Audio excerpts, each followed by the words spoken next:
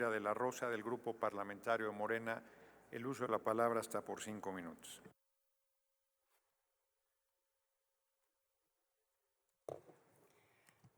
Buenas tardes, compañeras, compañeros. Es un gusto y es una felicidad, de verdad, el día de hoy estar legislando con un enfoque del humanismo mexicano.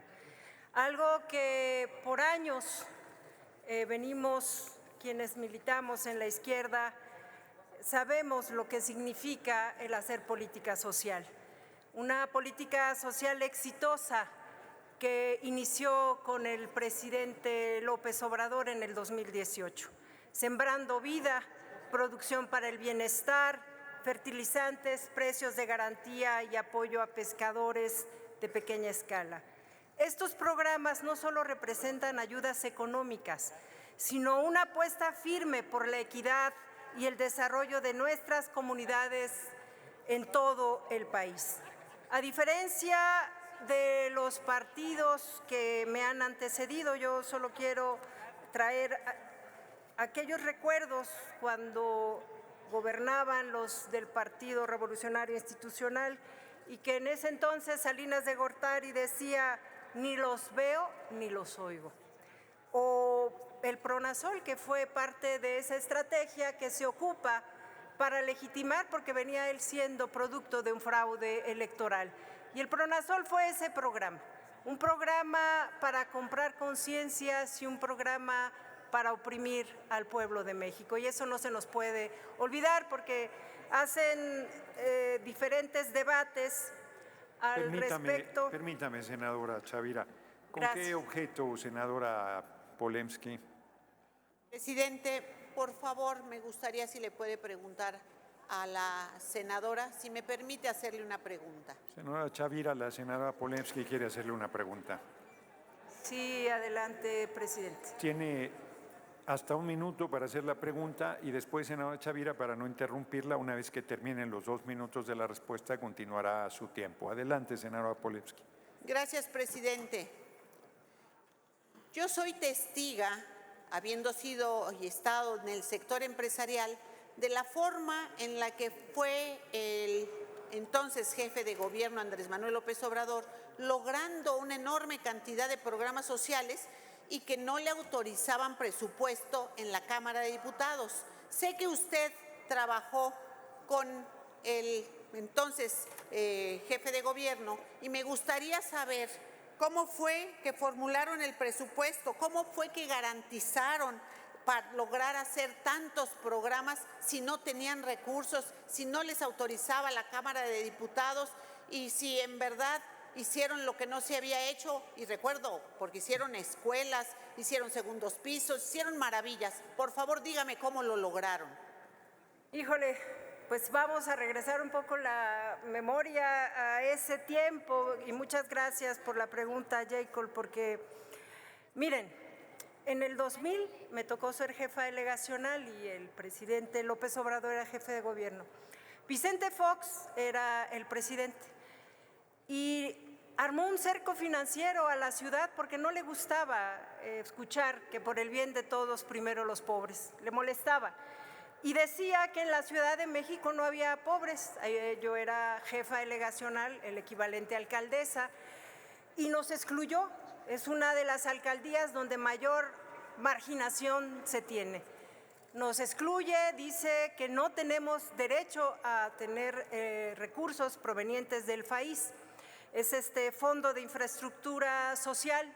A ninguna de las alcaldías de la ciudad se les entrega recursos. Pero no solo eso, nos entregaban tarde los excedentes petroleros, se entregaban los presupuestos a cuentagota porque había de verdad una intención de frenar el avance de una visión de izquierda, una visión humanista, que desde ahí me consta que el presidente si algo tenía y el jefe de gobierno en ese entonces era la tenacidad de revertir la pobreza en la Ciudad de México.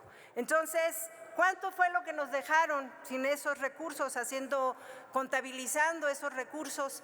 A la ciudad se le excluyó cerca de 13,000 millones de pesos, contando el gobierno emanado de Acción Nacional con Vicente Fox y en el sexenio de Marcelo Ebrard, que también gobernaba Calderón, excluye la ciudad y nos dejaron cerca de casi 13,000 millones de pesos que nunca se le permitieron a la ciudad. Sin embargo, ¿qué hizo el expresidente López Obrador?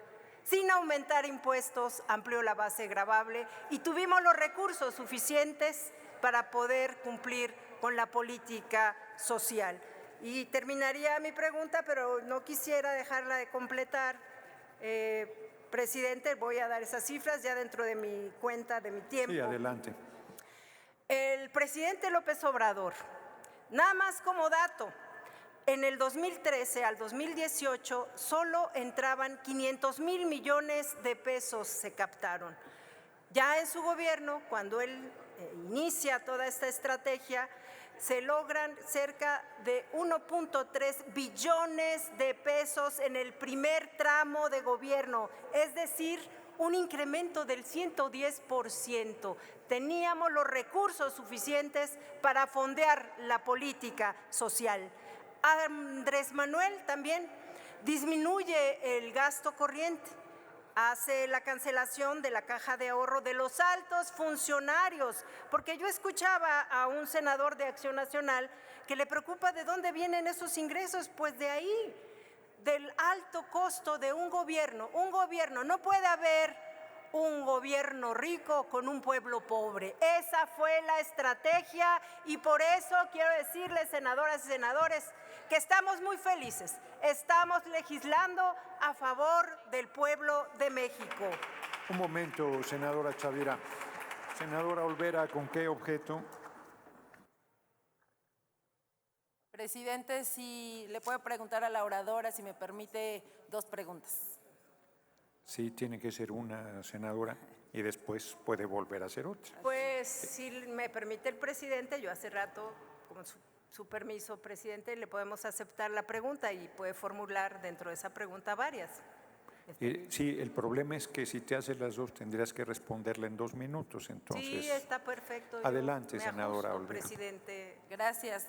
La haré en una para que pudiera continuar la explicación de cómo es posible, cómo fue posible el éxito de esta política social sin aumentar impuestos. ¿Y qué piensa de los audios editados de Andrés Manuel López Obrador, donde el PRI lo utiliza porque mienten? ¿Cree usted que es una evidencia de que están moralmente derrotados y que no les queda otra más que difamar cuando Andrés Manuel, que usted conoce, por eso quisiera que me explicara un poco cómo es este presidente en su actuar, en su decir, y que aunque editen con inteligencia artificial o demás, el pueblo de México sabe que Andrés Manuel López Obrador fue el mejor presidente que ha tenido la historia moderna? ¿Es cuánto, presidente? Gracias por las preguntas. Pues muy puntual. Sin aumentar impuestos, porque es algo que tampoco, digo, se les debe de olvidar a los de la oposición. Ustedes recordarán aquella roqueseñal donde nos las aplicaron, el IVA en alimentos y medicinas. Eso es el cinismo, eso es lo que son. Vinieron y nos aplican de la manera más burda y siempre sangrando al pueblo de México. Y eso hay que reconocerlo. Y hoy también con la presidenta Claudia Sheinbaum, sin aumentar impuestos, considerando el factor inflacionario, es lo único que se ha estado actualizando y no hemos inventado ninguna otra forma de gravar, porque lo que se está haciendo es hacer un gobierno austero, lograr tener y fortalecer la capacidad del ingreso. Por eso yo decía que la cancelación de esa caja de ahorros de los altos funcionarios, nada más como dato, senadora Simey, se ahorraron 6,000 millones de pesos en un año. En los 6 años se lograron captar 36,000 millones de pesos. Es decir, tenemos la conciencia tranquila porque sabemos que desde el 2000 se logró hacer visibles, se logró hacer sujetos de derechos a los adultos mayores. Yo recuerdo a una militante de Acción Nacional que se llama Lía Limón, que ella me expresaba en el 2002 que le daba mucho gusto que a los adultos mayores les habíamos otorgado ese apoyo, porque los hicimos visibles, porque les dimos dignidad, porque su abuelita se deprimía, pero lo mejor que me decía era que era universal, no importaba el estrato social. Y quiero decirle, ayer en una reunión en la Agenda 2030, la directora de FAO decía que algo que nos hace diferente con el resto de América Latina es que llevamos a rango constitucional los derechos que son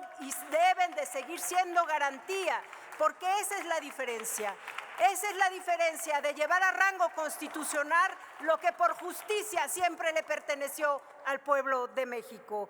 Bueno, pues decirles que estamos muy contentas y que qué bueno, celebramos que estén nerviosas porque pues el voto a favor debe ser un voto pensado en que si siguen así van a perder el registro o tienen que andarse amparando y ser cómplices de algunos ministros para que les regresen la oportunidad de seguir dirigiendo un partido.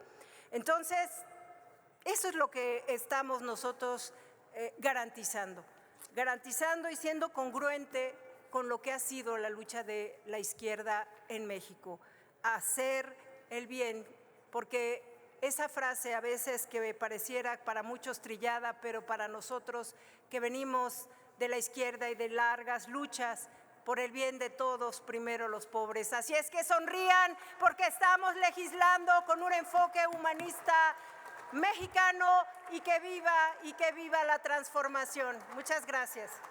Muchas gracias, senadora Chavira. Una vez que ha finalizado la segunda ronda de personas senadoras, solicito a la Secretaría consulte a la Asamblea en votación económica si se encuentra suficientemente discutido.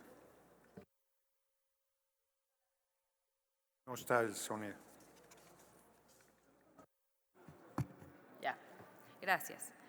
Consulto a la Asamblea en votación económica si el asunto se encuentra suficientemente discutido. Quienes estén por la afirmativa, a favor de levantar la mano.